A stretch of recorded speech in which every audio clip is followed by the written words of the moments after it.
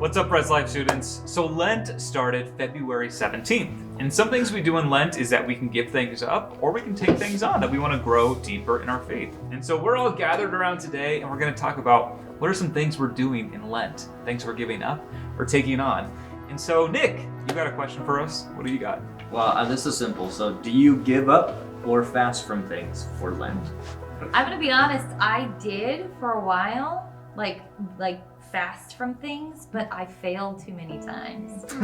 I know, I'm just being real. So I kind of shifted from this I'm not gonna have chocolate type thing, which is totally great and wonderful, to more of an intentional thing that I know that I can, accomplish. Thank you. Yeah. Like something I'm trying to take on this Lent is criticism. So criticism towards myself, but also criticism towards others, because I found that was something that I was doing a lot and I wanted to try to be intentional about. So hold me accountable, guys. I'll be honest, I usually do not observe Lent in a way of where I'm giving something up or taking something on. This will be my first year doing that though.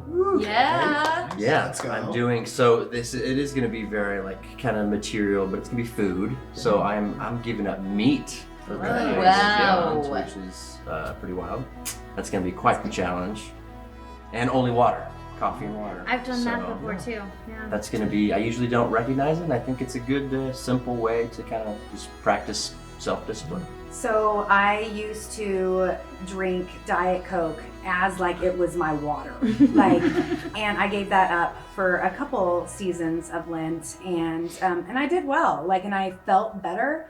But then I realized on Easter that it was and then I would just drink my Diet Coke. But I would love to share, I do not drink Diet Coke anymore. And so it is just water, yay. But it was a sacrifice, even though it was just Diet Coke. For me, it felt like a sacrifice, and that was a good reminder to me of when I really wanted that Diet Coke. Nowadays, I try to, I don't know, got nothing, so let's move on. Great. Nailed that. Yeah. I love that. So let's ask another question. So what have you given up for Lent that was really hard? Yeah, I think it's interesting when you stop using something that you have used for a long time, because I'm the same way with caffeine, as possibly a crutch to feel like this is what I need to start every day. And it is tough at the beginning, but then afterwards you're like, oh, this is healthy Leah. Nice, I like it. As opposed to if I'm taking in so much social media to feel better about myself, what is something else that God provides that reminds me who I am in Him, right? I will also say, my pinnacle of health was me being wow, I'm so healthy, I'm not drinking soda, and just still shoving Twinkies in me. Oh yeah. Well, I mean, moderation. Moderation.